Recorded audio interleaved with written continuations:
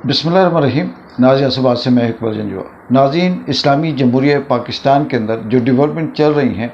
ये डेवलपमेंट ना कानूनी है, ना आइनी है, ना इस्लामी है, ना जमहूरी हैं, ना इंसानी हुकूक के हवाले से हैं, बल्कि पाकिस्तान के अंदर जो मौजूदा करप्ट और अवाम दुश्मन रजीम चेंज की सूरत में जो मुसल्लत शुदा टोला है इस मुल्क के ऊपर, वो एक तरफ तो अदालती निज़ाम के अंदर तब्दीली लाकर अपने मुफाद के लिए कुछ तरमीम करने की कोशिश कर रहा है, और दूसरी तरफ वही टोला ये इस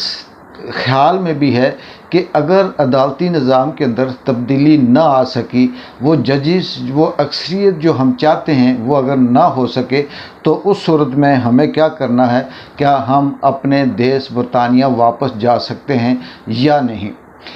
नाज़रीन, जैसे कहते हैं कि जो जालिम होता है उसका साथ देने वाला उससे बड़ा जालिम होता है। मुल्क के अंदर या कहीं भी किसी भी तरह से अगर कोई निज़ाम ख़राब है, करप्शन हो रही है, अवाम के साथ जुल्म ज़्यादती हो रही है, तो उस जुल्म ज़्यादती के साथ वो सिस्टम के जो स्टेक होल्डर्स होते हैं, जो उसके साथ जुड़े हुए होते हैं, जो सपोर्ट करते हैं, वो भी उतने ही ज़िम्मेदार होते हैं जो हुक्म मानते हैं या उसको सपोर्ट करते हैं। लेकिन बदकिस्मती इस मुल्क की ये है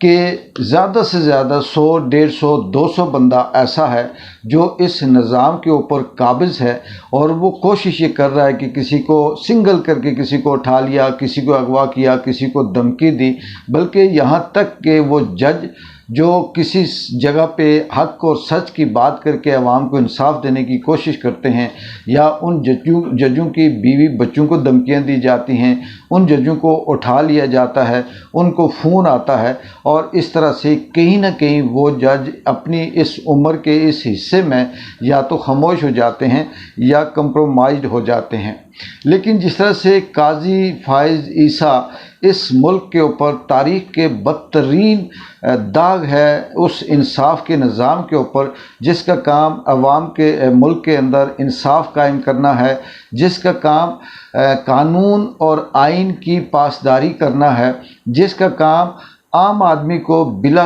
तफरीक इंसाफ देना है। लेकिन इस जज ने, इस चीफ जस्टिस ने तो वो रिकॉर्ड भी तोड़ दिए जो किसी महल्ले में बिल्कुल आखिरी दर्जे तक जो कहीं कोई शख्स रहता हो, जो शऊर के,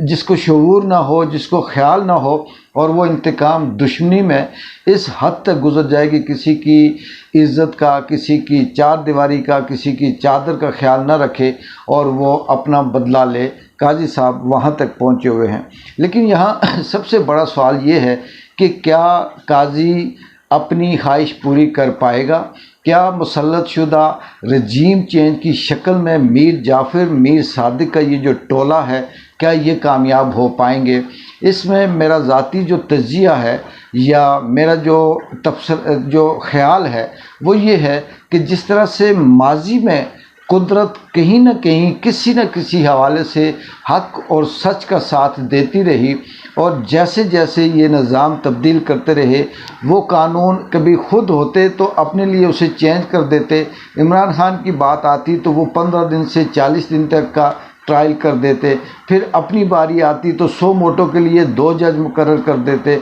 इमरान खान की बारी आती तो कुछ और चेंज कर देते। लेकिन हर दफ़ा हुआ ये कि इनके अपने हाथों की लाई हुई तब्दीली, इनके अपने हाथों की लाई हुई तरमीम खुद इनके ख़िलाफ़ गई और ये फंसते गए। यहाँ तक कि पंजाब के अंदर जो फीमेल जज लाए वो इसलिए ये अपनी ख्वाहिश और अपनी मर्ज़ी के मुताबिक लाए थे कि जो ट्रिब्यूनल के केस चल रहे हैं वो इनके हक़ में फ़ैसला दे, लेकिन उसने भी आकर इनके हक़ में नहीं बल्कि असल कानून की रूह के मुताबिक फ़ैसला दिया, जहाँ पर ये फिर फंस गए। अभी काजी और काजी के साथ जितने सपोर्टर हैं, हुकूमती टोला, नून लीग, पीपल्स पार्टी, JUI, ये सारे के सारे मिलकर ये कोशिश कर रहे हैं कि अदलिया के अंदर जजेस की तादाद 17 से 26 कर दी जाए, ताकि, या 23 कर दी जाए, ताकि कल अगर कहीं कोई इस तरह से मामला आए तो हम عدالتوں سے قاضی کے حق میں زیادہ جج ہوں اور وہ فیصلہ دیں تاکہ قاضی کی ایکسٹینشن ہو، پھر اس کی ایکسٹینشن سے نون لیگ کی،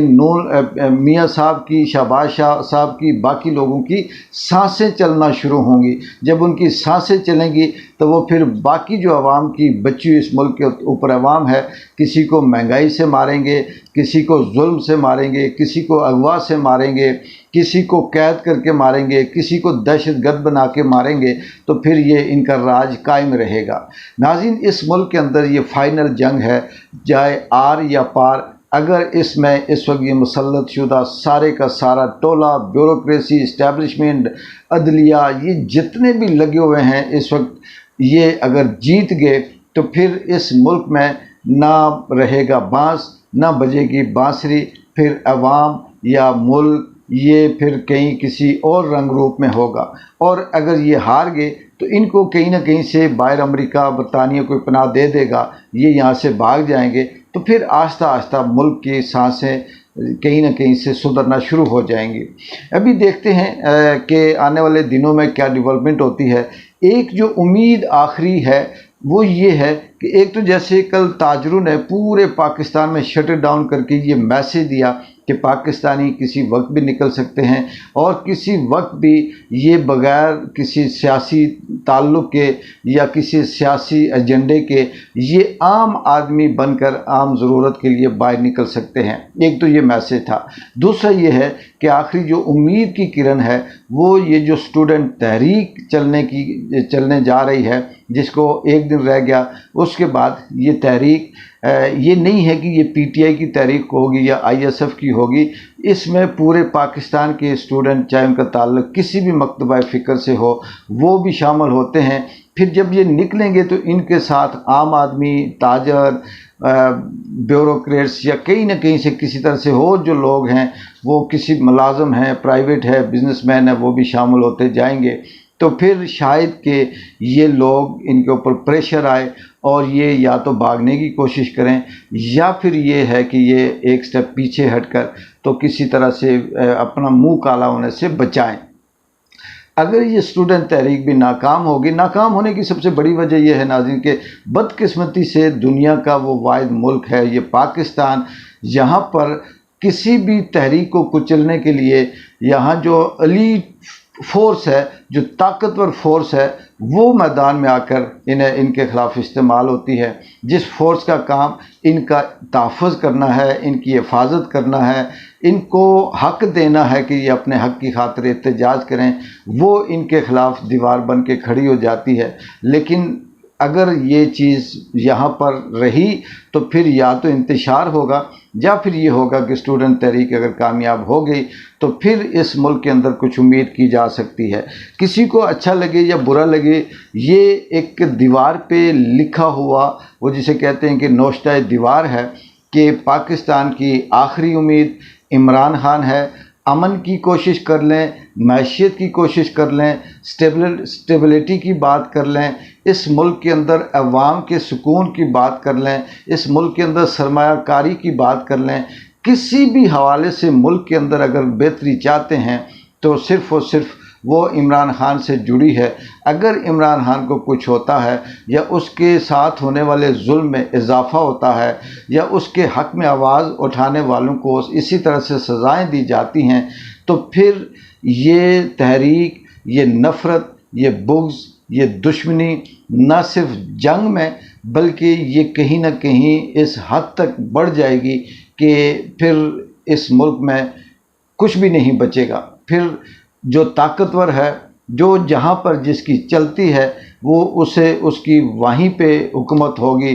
چاہے اسٹوڈنٹ جہاں چاہیں جس کو روک کر مار دیں، پھر طاقتور حلقے چاہیں جس کو روک کر مار دیں، پھر عام آدمی اسی طرح سے گاڑیوں سے اتار کر قتل کیے جاتے رہیں گے۔ مجھے سمجھ نہیں آتی کہ یہ بات کس سے کریں۔ اس ملک کے اندر جو طاقتور جتنے سٹیک ہولڈرز ہیں، یہ سارے کے سارے ملک اور عوام کے دشمن ہیں۔ اب صرف اللہ ہی ہے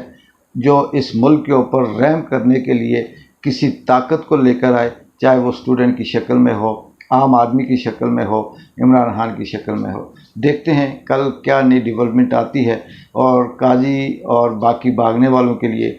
کیا کچھ صبح جو نکلتی ہے وہ کیا پیغام لاتی ہے۔ اقبال جنجو کو اجازت دیں، اللہ حافظ۔